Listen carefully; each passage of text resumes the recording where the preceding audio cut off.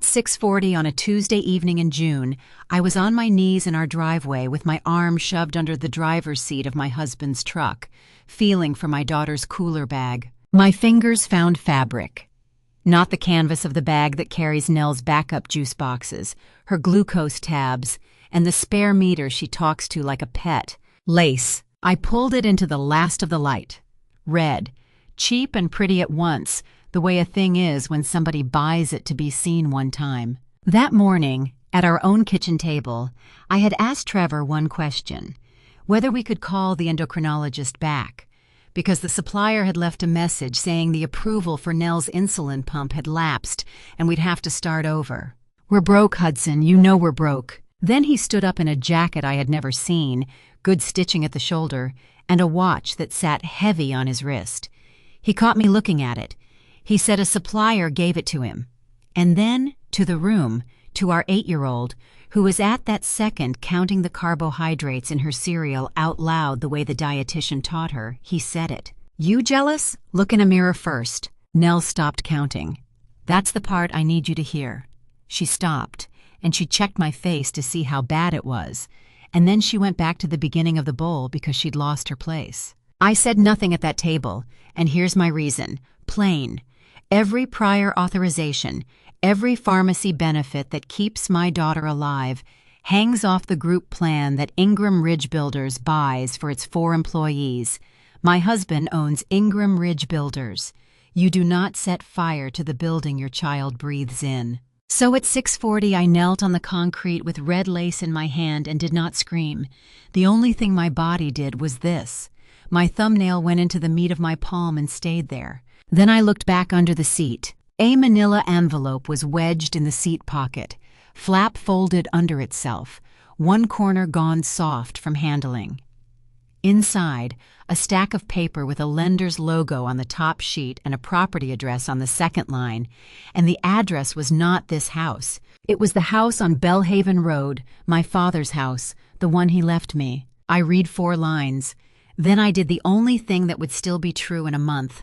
I photographed the top page and slid the envelope back into the pocket with the flap folded under itself exactly the way I found it. I carried the lace inside, folded it into a neat square on Trevor's pillow, wrote 4 words on the back of a grocery receipt, and set it on top. "She left this here." He came up at 9. I heard him stop in the bedroom doorway. 11 seconds of nothing. Then the bathroom door, the lock, the fan, and under the fan, my husband's voice pitched down to almost nothing. "She found something," he said. "Pray it's only yours. Sit with that on the cold lip of a bathtub, in your own house." I wasn't afraid of the lace. The lace had a woman attached to it, and she didn't scare him. He was afraid of the other thing, the thing that belonged to somebody else, and he was praying to the wrong person about the wrong object. The lace was never going to be what ended him. What ended him had a county stamp on it, and a date. My name is Hudson Ingram. I'm 31. I close real estate transactions part-time for a small title company in Springfield, Ohio, and I'm going to tell you exactly what I did between the 16th of June and the morning a cruiser came up my driveway, in order, including the parts where I was afraid. If you've ever been the one in the family who keeps every receipt and gets told you contribute nothing, stay with me, and tell me in the comments what town you're listening from, because I read them. Now back to the cooler bag, because in 9 years I had never searched my husband's truck. Nell had softball at 5 that afternoon and came off the field asking for juice we didn't have. The bag had ridden around in his truck since Sunday, and Sunday is the one day he takes her anywhere. I was getting my daughter sugar. At 11 that night, while he slept, I opened the phone bill on the laptop. 9:14 p.m., outgoing, 4 minutes, 11 seconds.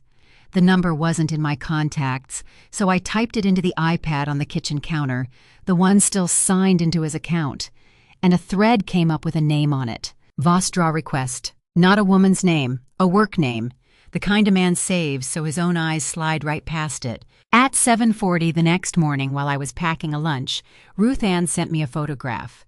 Ruth Ann is 81 and rents my father's house on Belhaven Road for $600 a month because my father would have wanted a person like her in it. She has had my written permission to sign for anything that comes to that address since the week she moved in, and she photographs anything with a return address she doesn't like. A mortgage statement, forwarded, certified, addressed to me at that property. Principal balance, $171,000 and change. Payment due the 1st. And in the upper corner, in bold, 2 words that made me set down the knife I was using on Nell's sandwich. Second notice. I have never borrowed $1 against my father's house. Nobody has ever asked me to. The certificate of transfer was filed in February of 2024, free and clear, and the deed is in a fireproof box in my closet, and I know what's in it, because I read documents for a living. Somebody had taken money out of my father's house, and somebody had been paying it back long enough to get to a second notice, which means there was a first one, which means there had been a stretch of quiet months when nothing looked wrong to anyone. Here's the hinge of everything that came after, so I'll say it carefully. I'm a notary public. In Ohio, the Secretary of State commissions you. My number is stamped on a certificate in a cheap black frame in the file room at Rayland Title. My father paid the fee for my first commission in 2019, $15 plus the class plus the background check. He drove me to the courthouse, waited in the car with the windows down, read the paper twice when I came out, and said, "So you hold the signatures of this whole county now." Of everything he could have been proud of, he picked that. At Rayland, we keep a bound journal. The state only requires one if you're commissioned for online notarizations, which I also am. But Corinne Bell, who has run our closing floor for 26 years, requires it of every closer she's ever hired.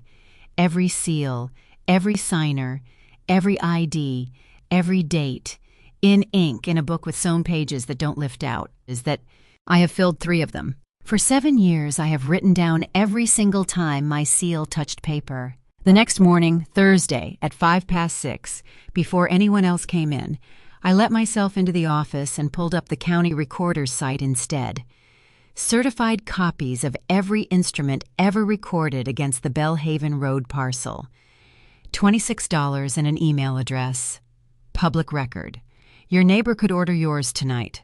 While the payment cleared, I looked at the list on the screen. There should have been 4 documents on that parcel. The 1998 deed to my father, the mortgage he took to buy it, the release he was so proud of in 2016, the 2024 transfer to me. There were 5. The 5th one came in a flat envelope the following Monday, with the recorder's blue certification stamped through the last page, and I opened it standing up in the kitchen with my coat still on. Open-end mortgage, Ingram Ridge Builders, LLC, borrower, ClearPath Lending, lender, $180,000, secured by 4114 Bellhaven Road, signed the 15th of April, 2025, recorded the 22nd at 2:41 in the afternoon. Page 9 had my signature on it.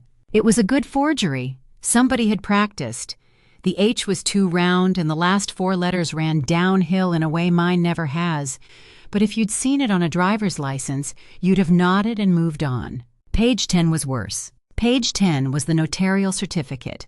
It said that on the 15th day of April 2025 before me, a notary public in and for said county, personally appeared Hudson Ingram, known to me to be the person whose name is subscribed above. Then my name typed. Then my commission number. Then the round impression of a seal that said Notary Public, State of Ohio. On April 15th, 2025, I was 26 miles away in an emergency room in Dayton, holding my 7-year-old's ankle while they got a line into her, because her blood sugar had gone over 400, and she had started throwing up in the car. I know that because I wrote it in a text to Corinne at 3:12 that afternoon, telling her I wasn't coming back in. I stood in my kitchen in my coat and understood, in the flat, quiet way you understand things when your hands have gone cold, that my husband had not merely lied to me. He had made me the person who did it. I did not call him. I did not call anyone. That night I put the certified copies back in their flat envelope and slept about 4 hours. The next morning I let myself into the office at 6:10, an hour before anyone else, and pulled the 2025 journal out of the closing cabinet and set it onto the light table. Bound sewn, numbered lines. April 11th, a refinance, 2 signers, both licenses photocopied. April 14th, a quitclaim between siblings, 1 signer. April 15th, blank. The line was empty, and so was the next one, and the next, all the way through the 18th, because on the 15th of April, I had been in a pediatric emergency room, and for 3 days after that, I had been on the 4th floor of Dayton Children's watching a machine count my daughter's heartbeats, and I had taken sick leave, and the payroll system at Raylan Title had a record of every hour of it. 4 blank lines in a bound book. I sat there and looked at that white space for a long time, because a blank line is a strange kind of evidence. It's the absence of a thing. It only means anything if somebody believes you kept the book honestly in the first place. Then I looked at the seal impression on page 10 again under the light table's lamp. In August of 2023, I dropped my seal on the tile floor of the closing room. It's a self-inking stamp. It landed on its corner, and it put a small nick in the outer ring, right under the T in state. Since then, every impression I have ever made has that nick. Corinne joked about it. She said it was my fingerprint and I should stop apologizing for it.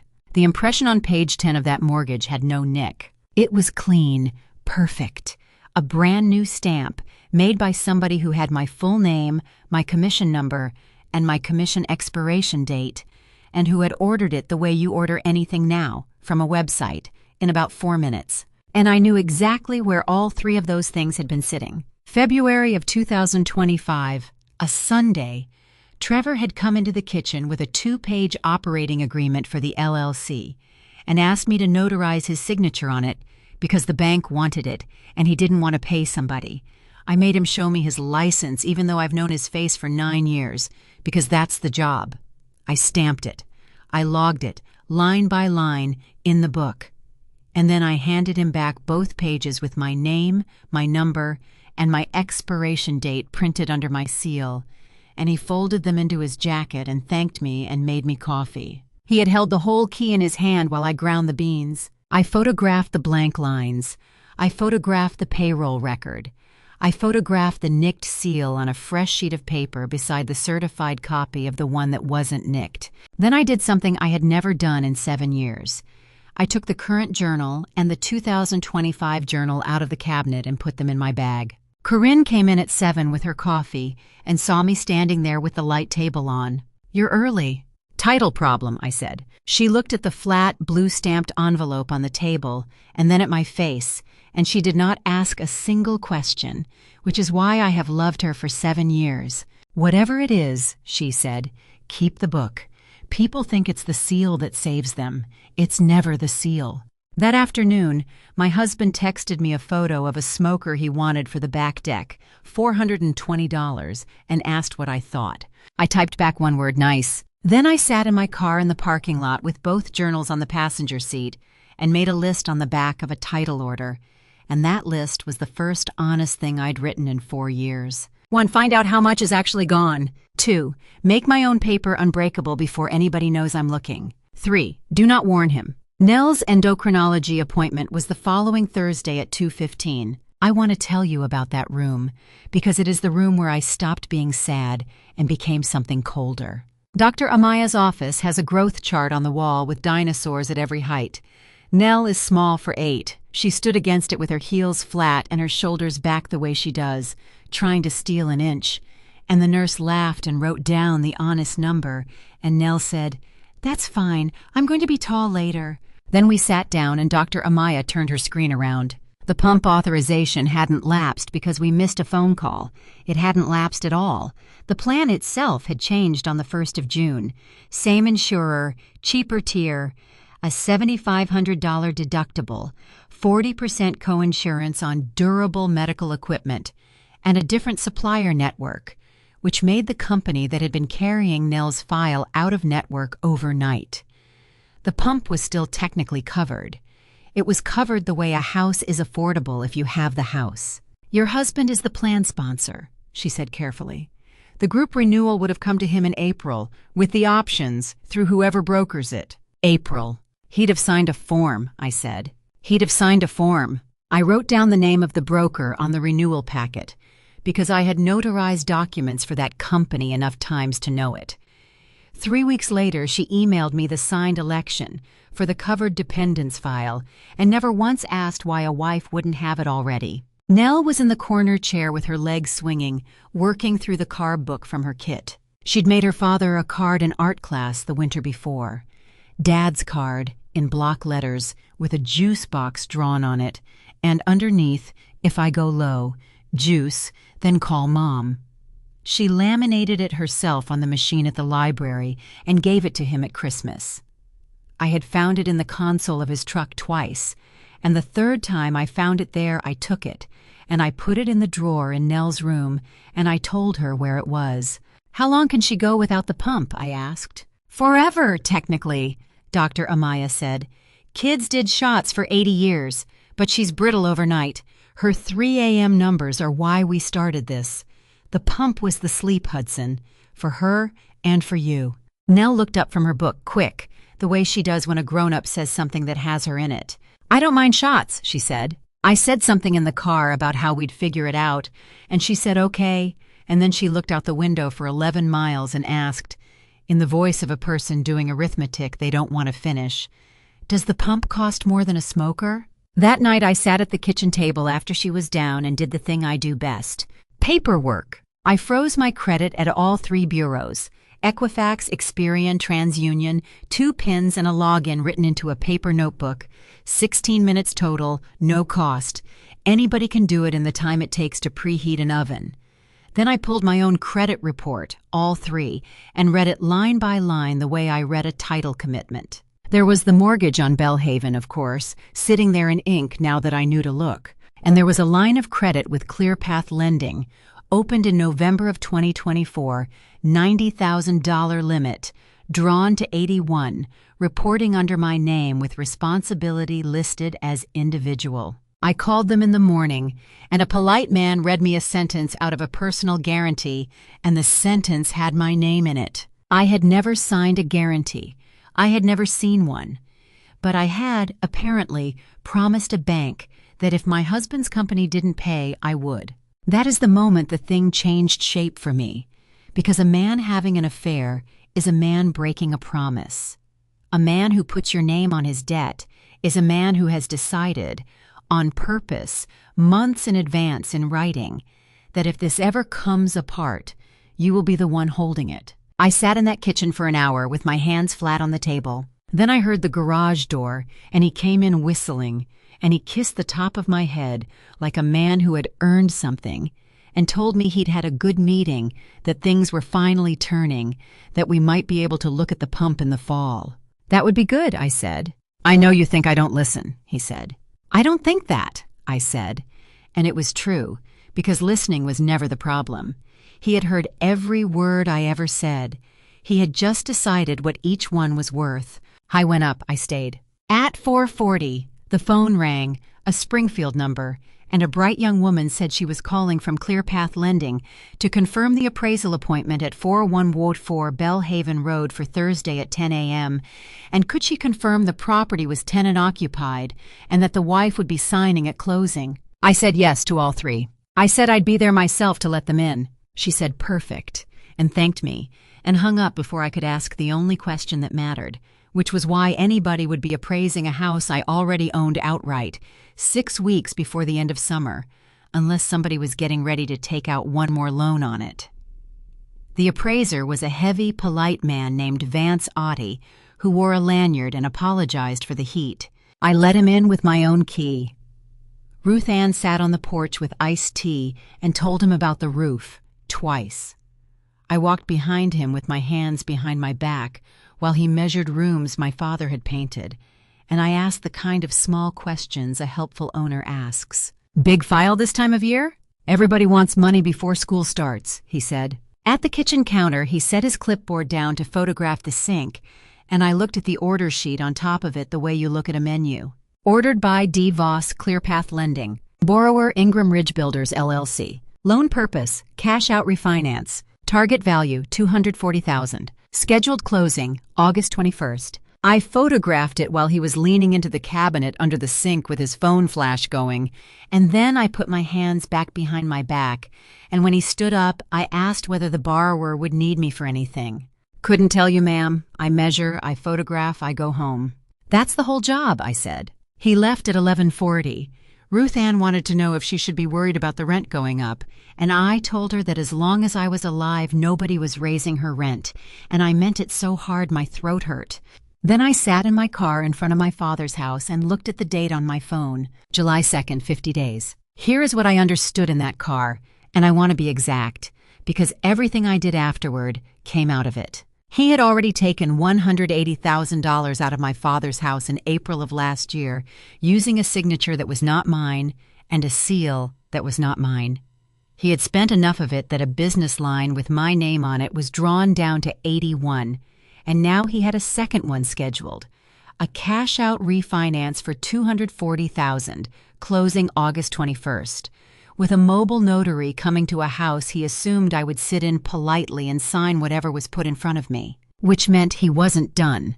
Which meant, for the first time since I'd found the lace, that time was not running out on me. It was running out on him. That afternoon I called the Secretary of State's Notary Division from a bench outside the county building and asked a woman named Pauline what a person does when they believe their commission has been used without their knowledge. She was so calm about it that I understood it was not the first call of her week. "You file a complaint," she said, "in writing.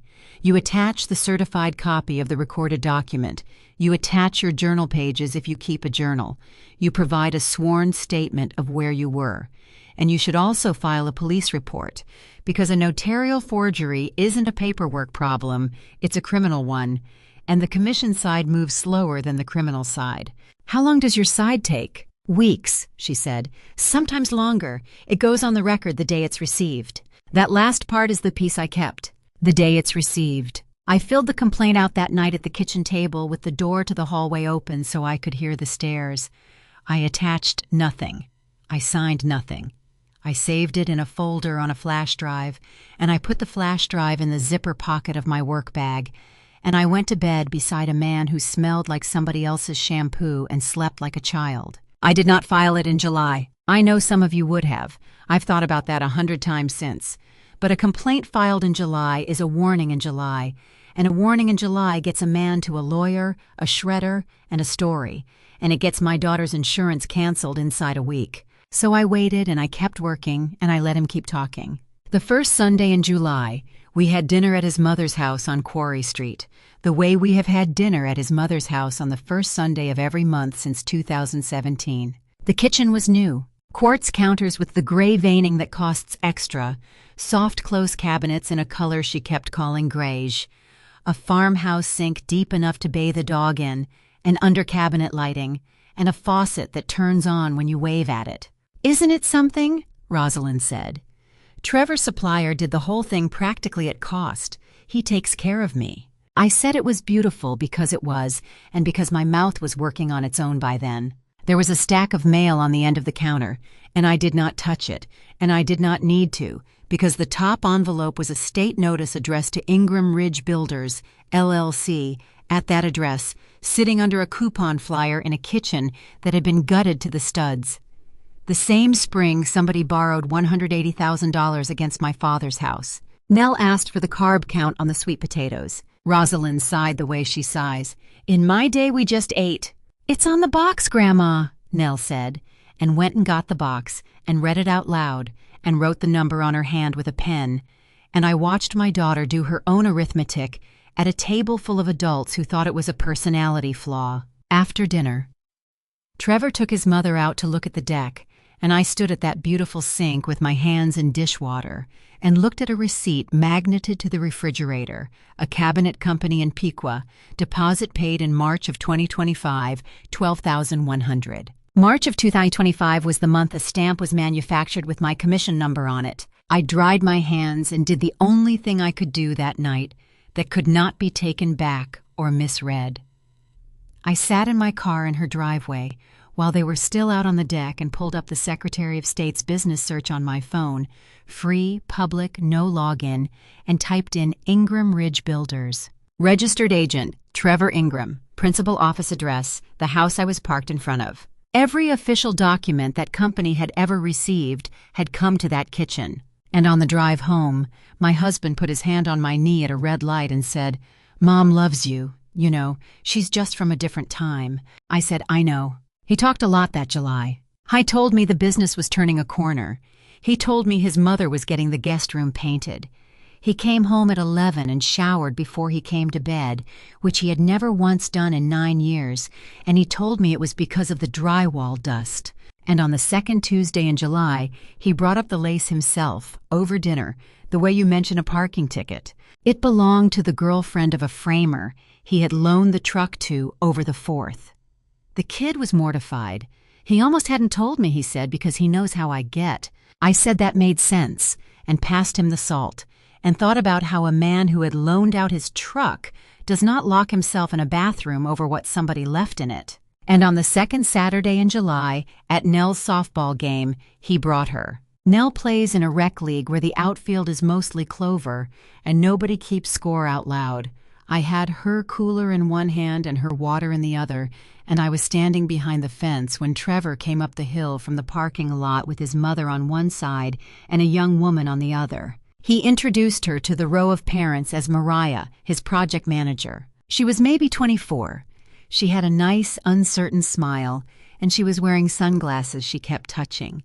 And she said hi to me with the particular brightness of a person who has been told something about you that is not true. Rosalind, my mother-in-law, arranged herself on the bleachers and said, to nobody, that it was so nice to see Trevor getting help at last, that the poor man had been carrying everything alone.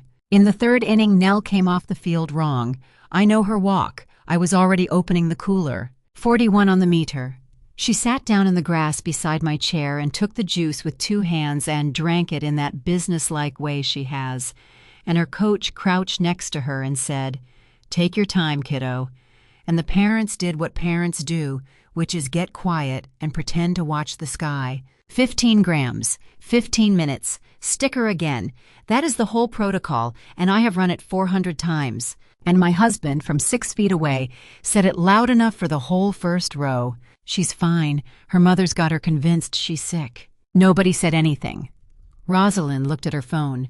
Mariah touched her sunglasses. Somebody's dad cleared his throat, and the game went on, and my daughter sat in the clover holding a juice box with both hands, while her blood sugar climbed back toward a number where she could stand up. I did not answer him. I crouched down, put my hand flat on Nell's back, and said, 15 minutes, and 1 more stick, and then you decide. She came back at 96 and played the last inning. She struck out and came off grinning because she'd hit a foul that went farther than any ball she'd ever hit. In the car, she was quiet through 2 stoplights. Then she said, "Mom, am I the thing we can't afford?" I pulled into the lot of a hardware store I had no reason to be in, and I put the car in park, and I turned all the way around in my seat so she could see my whole face. I told her no. I told her that she was the reason there was a house, and that anybody who did math out loud in front of her was doing it wrong on purpose.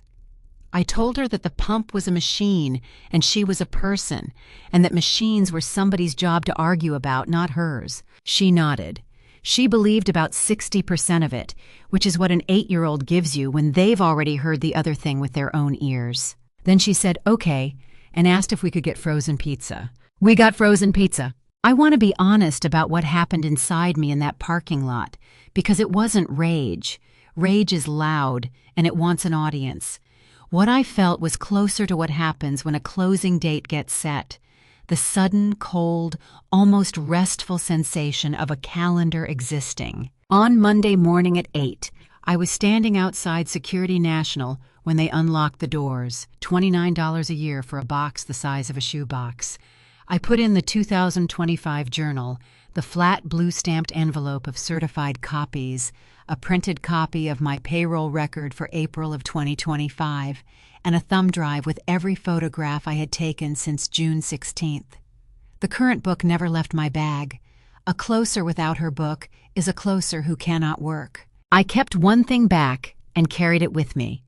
A full photocopy set of everything in that box, in a plain envelope, at the bottom of my work bag, under Nell's spare meter, and a sleeve of glucose tablets. For 6 weeks, that envelope went everywhere I went. I had scheduled a closing for the 21st of August. I had scheduled something too. I just hadn't told anybody yet, including him, especially him, and I had exactly one rule about it, which I said out loud to myself in the car with my hands at 10 and 2 like a woman taking a test. Nothing I do gets to be a crime. On the 29th of July, I mailed one certified letter, return receipt requested, to the fraud department at ClearPath Lending, with a loan number in the subject line and 2 sentences in it that took me an hour to write. I am the record owner of the property described above. I did not execute the instrument recorded April 22, 2025, and I did not notarize it. Then I drove home, made spaghetti, and helped my daughter with a summer reading log. I filed the complaint with the Secretary of State online on the 9th of August at 11:40 at night, and the system gave me a reference number before I closed the laptop. The next morning I took a personal day and did not tell my husband. At 7:35, I sat with a sergeant named Aubrey Marsh in a room at the sheriff's office with a table that wobbled, and I gave her the certified copy of the April mortgage, the payroll record, and photographs of 4 blank lines in a bound book. She wrote a report number on the back of her card and told me the economic crime side is slow, but it is not asleep, and that if I heard from a lender's fraud unit, I should call her the same day. I printed her report number onto page 2 of a document I had signed the night before in front of a notary who was not me, and at 9:20 I was standing at the county recorder's counter with it, in a folder I had carried out of my own house under a box of cereal. The clerk charged me $34, ran it through the scanner, stamped the instrument number across the top in purple, and handed the original back over the counter.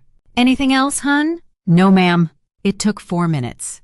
I have watched people record deeds for 7 years, and it has never once looked like a weapon, and that is the entire reason it works. 4 days later, on the evening of the 14th, my husband came home with a folder and a woman I'd never seen. I was so pleased with himself he could barely hold his face still. "This is Kimberly. She's a mobile notary. 2 minutes, then she's out of our hair." He laid it all out on the dining table where we do homework. A quitclaim deed transferring 41 Wharton, Bellhaven Road into Ingram Ridge Builders, LLC, a borrower's affidavit, a form authorizing the release of the appraisal, sticky flags on every signature line, yellow, the way lenders do it. "It's a formality," he said. "It's structure. Everything sits in the company. The company carries the debt. We breathe. And the house stays ours," I said. "The house stays ours." I asked one question, whether this was the loan closing on the 21st, and he said, "Yes, honey," and there it was. He told the truth out loud in his own dining room, in front of a witness, with a pen in his hand. I signed all 3. I signed my real signature, the one that runs downhill at the end, and I let Kimberly check my driver's license, and I watched her write me into her journal, line by line, exactly the way I would have. Then I asked for a copy for my file, and Trevor laughed and said, "She's a title girl. She wants a copy of everything." And Kimberly made me one on the spot from the flatbed in her car. He kissed my cheek at the door. He said, "See, that wasn't so hard." It was not hard. It was the easiest thing I did all summer. Because a quitclaim deed only transfers what you have into a title that is only as clean as the record it sits on, and it does nothing at all sitting unrecorded in a closing package. And 4 days earlier I had put something into that record, and my husband had just built his entire August on top of it without ever pulling a title search of his own. I took me and Nell out for dinner that night to celebrate a thing I wasn't supposed to understand. He ordered for the table, and when the check came, the waiter came back a second time and stood a little too close and said quietly that the card had been declined. Trevor laughed. He said the business account gets flagged all the time, big deposits, it's a nuisance. And he pulled out a different card, and that one worked.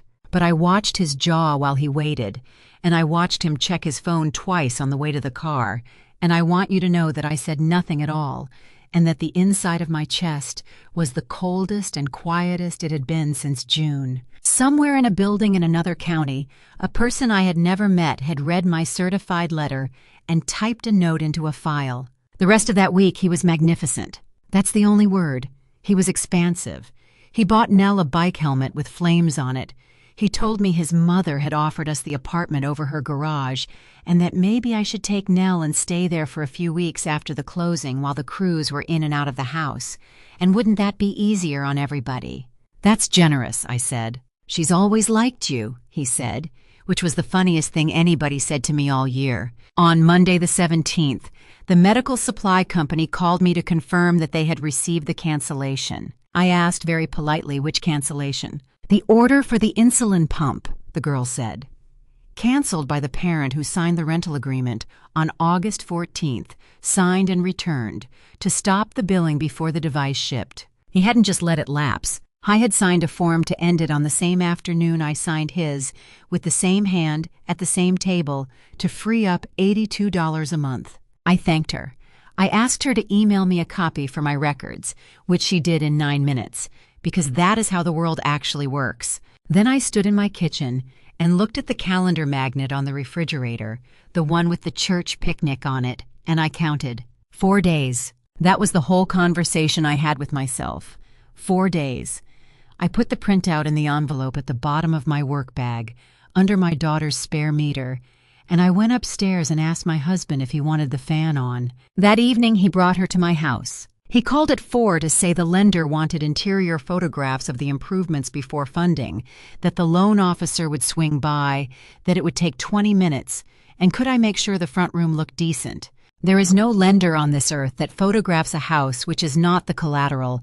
The collateral sat on Bellhaven Road, 12 minutes away, and a man with a lanyard had already measured it in July. Loan officers do not carry tape measures. I knew every bit of that before I hung up, and I said that's fine, and I went and cleaned the front room. She came at 6:15 in a linen blazer with a leather folio under her arm. "Delaney Voss," she said. "You must be Hudson." I shook her hand. I said it was nice to meet her.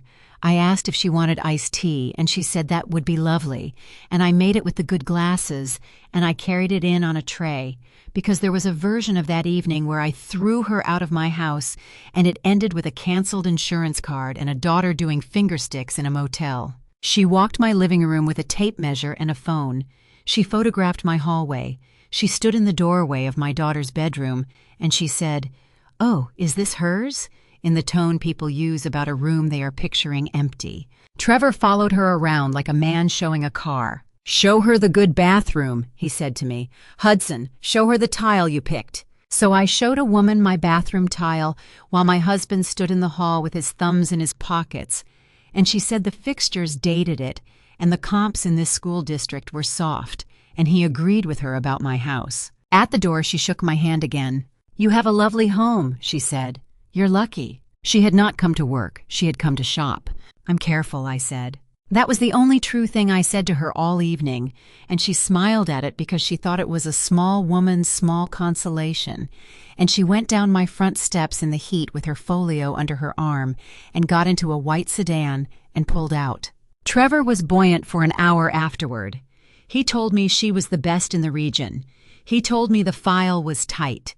He told me people like her don't waste time on borrowers who aren't going to close. I said that made sense. Then I loaded 2 iced tea glasses into the dishwasher and looked at the calendar magnet on the refrigerator, and the number I said inside my own head, standing in my own kitchen, was still 4. On the 18th of August, at 9:06 in the morning, my phone rang from a number in Columbus.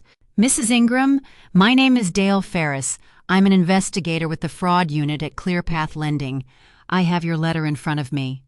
It has been sitting in an intake queue since the 3rd of August, and I'm not going to insult you by explaining why." I closed the door of the copy room and sat down on the floor. He asked me 11 questions and did not offer a single opinion. I remember 6 of them. When was I commissioned? Did I keep a journal? Was it bound? Would I bring it? Where was I on April 15th of last year, and could that be documented by a third party? Then he said, "I want to be careful with you. You understand that when a notarial certificate is false, there are only a small number of possibilities, and one of them is the notary." "I understand," I said. "That's why I'm bringing the book." I met him the next morning in a conference room in a branch office with beige walls and a bowl of mints. I brought the 2025 journal out of the safe deposit box and the current one out of my bag. The certified copies, the payroll record, the emergency room discharge summary with the date and time on it, and Dr. Amaya's office note. He laid the certified copy of page 10 next to a sheet where I stamped my seal in front of him 4 times, and he put a loop on both. He looked for a long time. "Before anything else," he said, turning the certified copy so it faced me. "The signer on page 9 and the notary on page 10 are the same name, yours. That is an automatic exception on any desk in this building. Somebody inside cleared this file." He let that sit for a second. "Your ring is damaged," he said, "under the T. Since August of 2023. The impression on the recorded instrument is undamaged." He set the loop down. "Which means it isn't your stamp, which means somebody had a second one manufactured with your commission information on it. Those are made to order. The manufacturers keep purchase records, and they keep shipping addresses." Then he opened the loan file on his laptop and turned it toward me, and he showed me the imaging of the April 2025 closing package. "A mail away," he explained. "The borrower signs at home. A notary attends. Everything comes back to the lender in a prepaid return envelope." I zoomed in on the shipping label. The package had come back from an address on Quarry Street. I know that street. I have been eating dry turkey on that street every Thanksgiving for 9 years. It's my mother-in-law's house.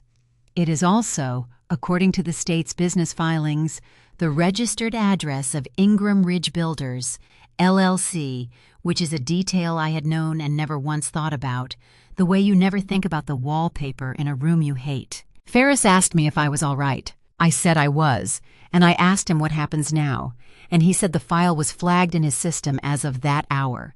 Then he was honest with me in a way I have never forgotten. "A flag in here doesn't always reach a closing table in another county in 72 hours, he said. "If something is already sitting in the land records, that's the thing that stops it." He said he had a duty to notify the state and a few other people, and that it was going to be a long week for a number of individuals. I drove back to Springfield with the windows down because I couldn't get enough air, and when I walked into Rayland Title at 1:40, Corinne Bell was standing at my desk with an envelope in her hand and a face I had never seen her wear. It was from the Secretary of State. It had my name on it. A complaint had been filed against my commission, received August 3rd, a full week before I filed mine, alleging that I had repeatedly executed notarial certificates for signers who were not in my presence. The complainant was listed on the second page. D. Voss. Corinne read the letter twice, standing up, and then she did the thing I would have done in her chair and hated her for. "I have to take you off the table until this closes out," she said. "No seals, no closings. You can work the search desk. Search desk pays $4 an hour less." "I know," she said, before I said anything. "And I want you to hear the rest of it. Whoever filed this filed it first on purpose. First is a strategy, Hudson. It only works on people who don't have a book." I went home that night and sat in the driveway for a while, in the same spot where I'd knelt in June, and let myself understand what had been done to me. He had not only used my name, he had arranged, with somebody else, for my name to be the one that took the fall, so that when it came apart, the story would already be sitting on a state desk in her handwriting. The notary was sloppy. The notary stamped things she never saw. Ask her husband, he'll tell you. He's been covering for her for years. My license, my 7 years, the thing my father drove me to the courthouse for. I want to tell you I felt brave. What I felt was so tired that my hands shook on the wheel, and then it passed, and underneath it was the calendar again, and the calendar said the 21st was in 2 days. Maria Cobb messaged me the next morning. Not a phone call.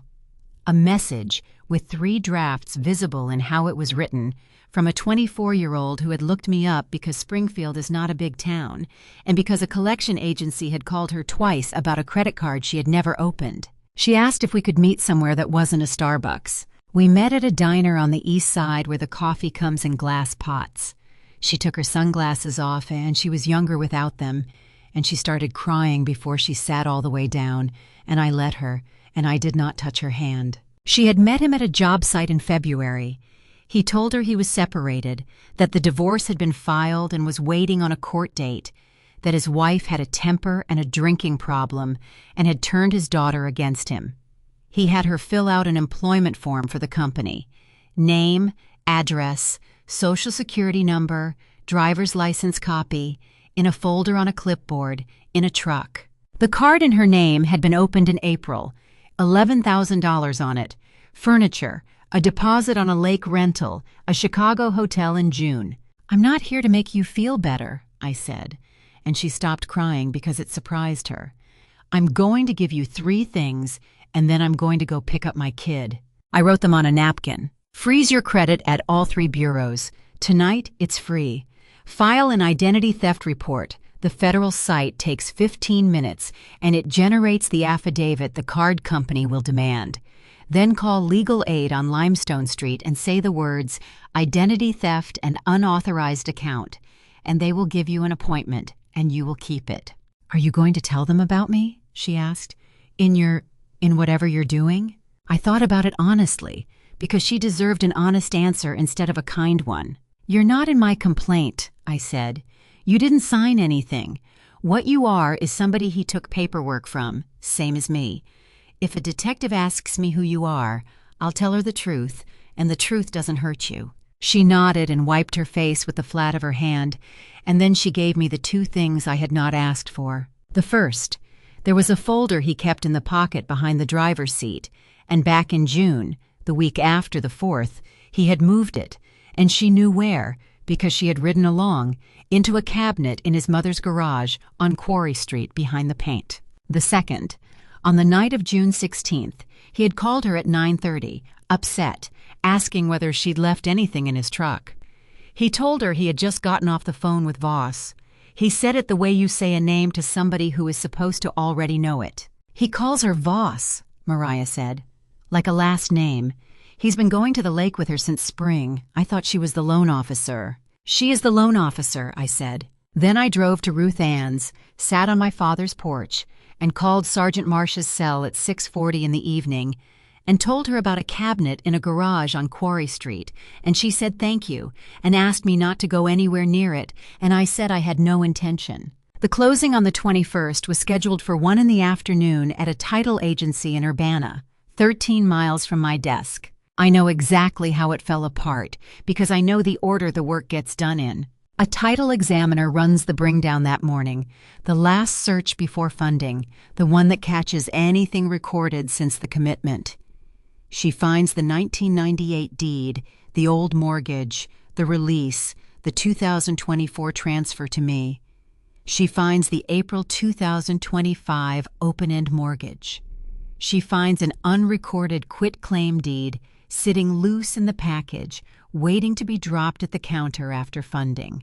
And then she finds the thing recorded on August 10th at 9:24 in the morning, instrument number stamped in purple 2 pages, sworn and subscribed. An affidavit of facts relating to title, mine. In it I stated, under oath, that I am the record owner, that I did not execute the instrument recorded April 22nd, 2025, that the notarial certificate appearing on that instrument bears my name and commission number without my knowledge or authorization, and that a complaint had been filed with the Secretary of State and a report made to the Clark County Sheriff's Office, with both reference numbers printed on the 2nd page. The quitclaim deed I had signed never got to a counter. An unrecorded deed is a piece of paper in a dead file, and when the closing died at 11:05, it died with it. That is $34 of paper, and it does not stop a single thing from happening in the world. It just makes it impossible for anybody to say afterward that they didn't know. At 10:15, the examiner called the lender. At 10:40, the file landed on Dale Ferris's desk with a note. At 11:05, the closing was canceled.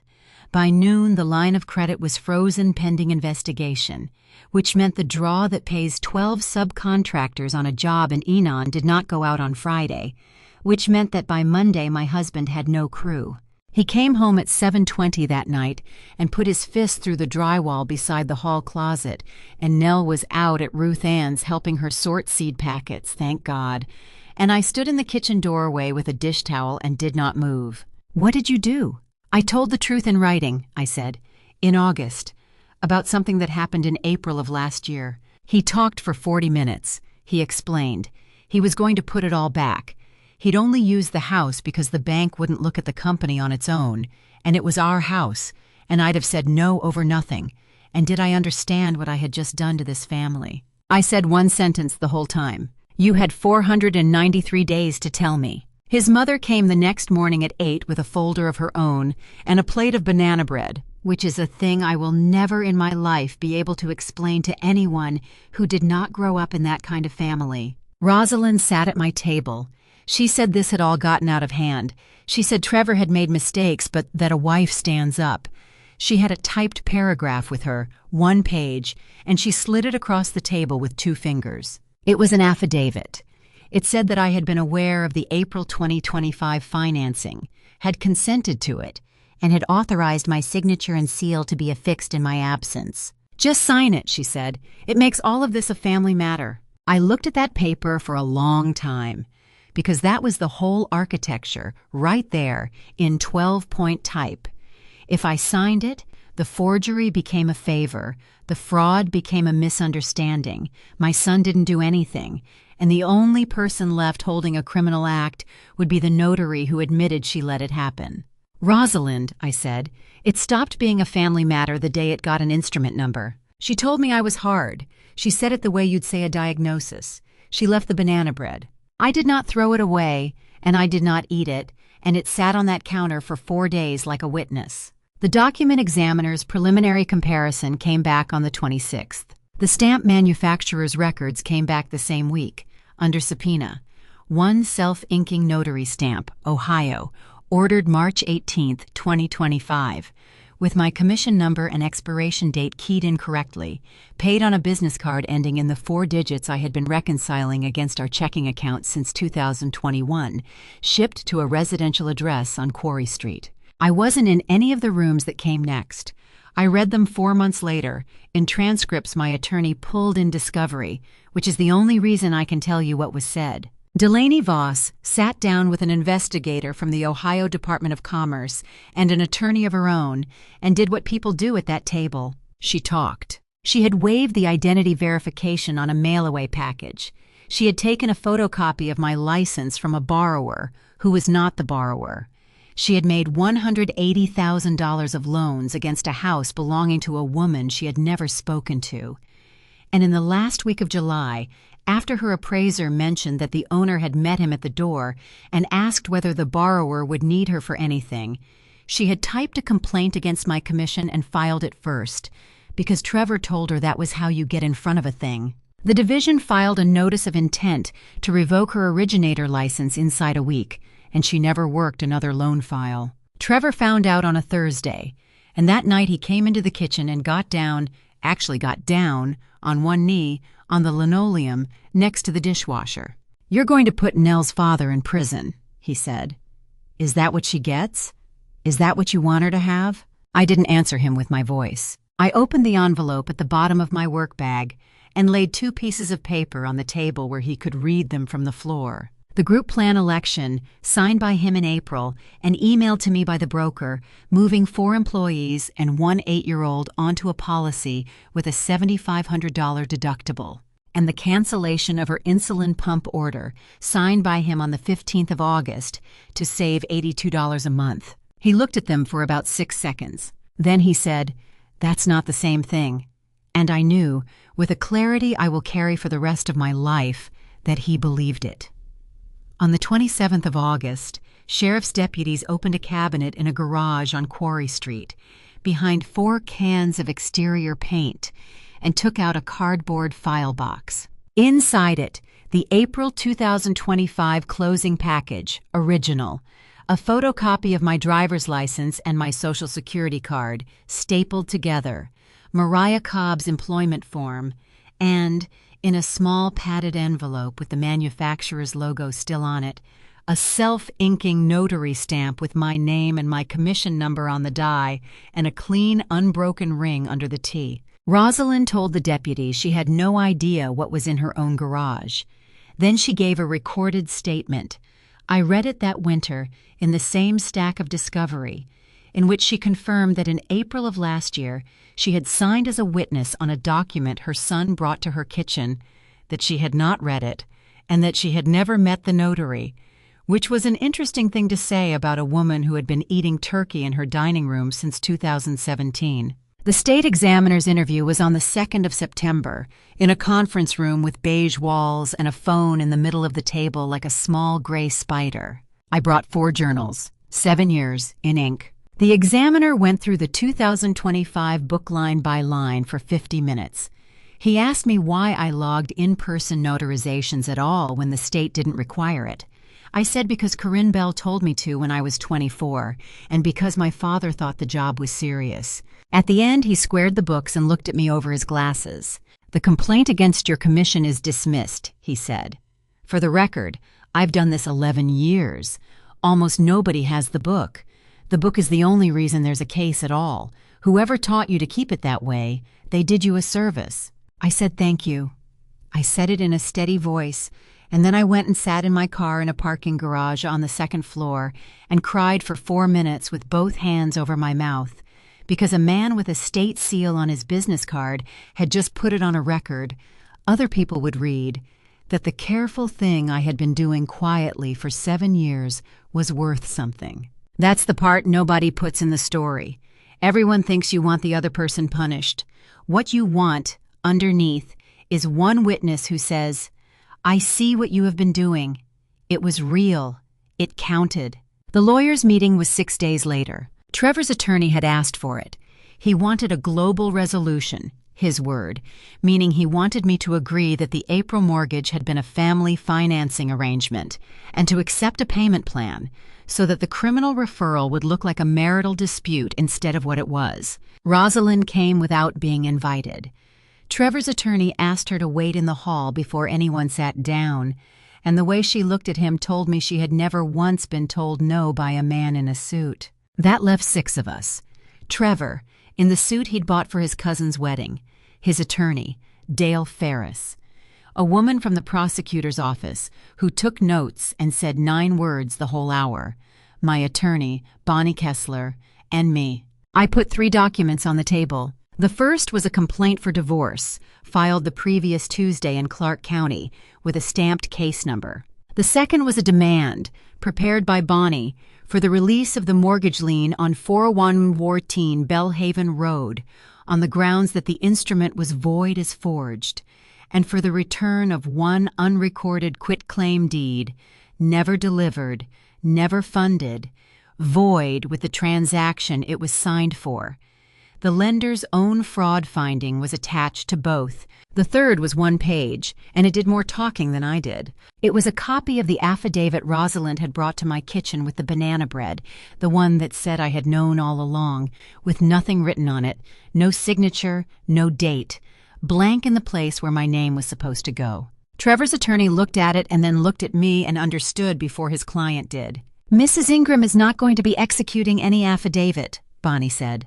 "There's a child in this," Trevor said. The woman from the prosecutor's office wrote something down. "There is," I said. "She's 8, and she does 4 finger sticks a day, and there's a form in this building with your signature on it that took her pump away to save $82 a month. Everyone in this room can read. That is the entire speech. I've heard people give better ones. But there were 4 adults with professional licenses in that room, and every single one of them was now looking at my husband, and not one of them was looking at me. And I understood at last what my father meant when he said I held the signatures of the whole county. I never held anybody's signature. I held the record of what people actually did. The appeal packet for the pump sat on our kitchen table for 9 days. That's what appeals are, a packet. Physician letter, blood glucose logs, a denial letter with a number to write on every page, and a section near the back with a box on it labeled Patient Statement, Optional. I worked on it in the evenings after Nell went up. I was on the phone with the insurer twice, and both times I used the flat, courteous voice I use with underwriters, and both times I hung up and stood in the kitchen with my hands on the counter for a minute before I could go back to it. On a Sunday morning, she brought me the packet. She had it in both hands, the way she carries anything she thinks is important, and she had used a pencil, and she had pressed hard. In the box marked patient statement, in the careful round handwriting of a third grader, my daughter had written, "I don't need it. I can do shots. I'm good at them. Please give it to another kid whose mom doesn't have to ask so many times." I read it 4 times. "Nell, you sound tired on the phone," she said. "You do the voice." "What voice?" "The one where you're being nice to somebody who's being mean to you." I sat down on the kitchen floor, which I had never done in front of her, and she came and sat down too because kids will sit anywhere. I told her the truth, not the paperwork, the shape of it, that her father had used my name to take money out of Grandpa Walt's house, that the machines and the insurance were tangled up in it, that grown-ups with real jobs were sorting it out, and that none of it, not $1 of it, was her fault or her problem. She thought about it. "So you're not asking for the pump," she said. "You're telling them it's ours." "Yes, that's different," she said. And she took the packet back and very carefully with an eraser took her sentence out of the box. Then she put it back in, at the bottom, in smaller letters, where I found it later when I mailed it. "I can do shots if I have to, but I would like to sleep."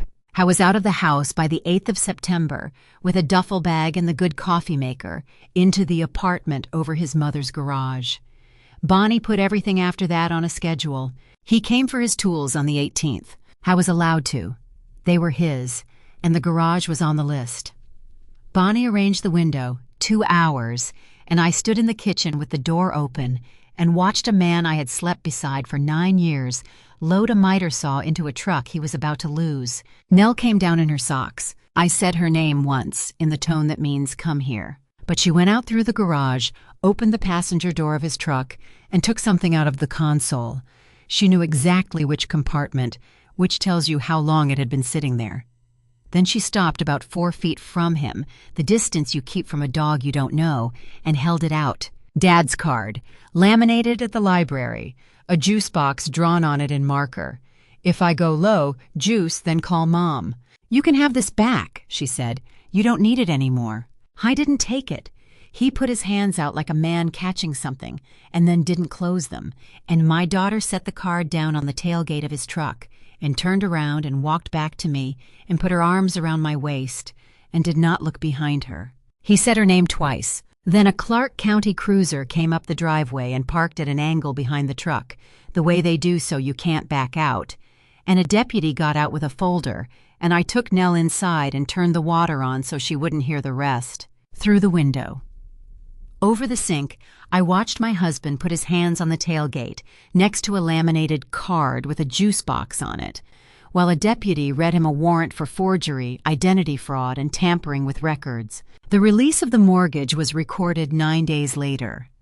Instrument number stamped in purple, $34, 4 minutes at a counter. That is how the biggest thing that ever happened to my family entered the permanent record of Clark County, Ohio, politely, in the middle of a Tuesday, between somebody's easement and somebody's oil and gas lease. 4 months later, it's January, and here's where everybody landed. Trevor pleaded in December, forgery, and a reduced count of identity fraud, 18 months, then 5 years of community control, restitution set at $261,000 at a rate that will follow him into his 60s. His city contractor registration is gone. No bonding company will touch him. The Enon job finished without him, and the subs who didn't get paid in August tell the story at every supply counter in 2 counties. When he comes home, he will live in the apartment over his mother's garage, the one he offered me. He will need a cosigner to rent anything else, and there is no longer a single person in the state of Ohio who will put their name next to his, which is a sentence I did not write and did not need to. Delaney Voss surrendered her originator license permanently and testified. She works in a call center in Dayton now, taking incoming, reading a script somebody else wrote. She sold a stranger's house out from under her to keep a man's attention, and she filed a false complaint against another woman's license to protect it. And she was the only one of them who lost a license she had actually had to earn. Rosalind Ingram's kitchen was rebuilt in the spring of 2025 with money that came out of my father's house. There's a lis pendens against her property now. The lender sued in November for the portion it traced there, and her name is in a public record she can't take back, and she had to sit in a room and say, under oath, in front of the same women she has organized the church picnic with for 30 years, that she signed a document she never read. She sends Nell a card on her birthday. I let Nell open them. I write nothing back. Maria Cobb got the $11,000 reversed with the affidavit from the federal site and the appointment on Limestone Street she actually kept. She moved to Columbus in November. She texted me once, in December, 4 words. Thank you for napkin. I wrote back 1 word, good. And that's the whole friendship, and it is exactly the size it should be. I took the full-time closing position at Rayland Title in October, the one with benefits, which I had turned down twice in 4 years because my husband said the family plan was cheaper.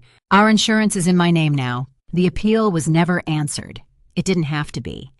The new plan's prior authorization came back in 9 days, and Nell's pump was approved on the 4th of December and arrived in a box the size of a paperback.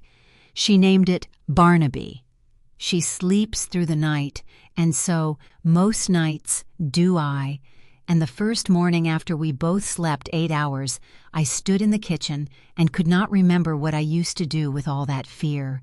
My father's house is still Ruth Ann's. The rent is still $600. Nell has decided what she's going to be. She announced it at dinner with total confidence, the way she announces everything.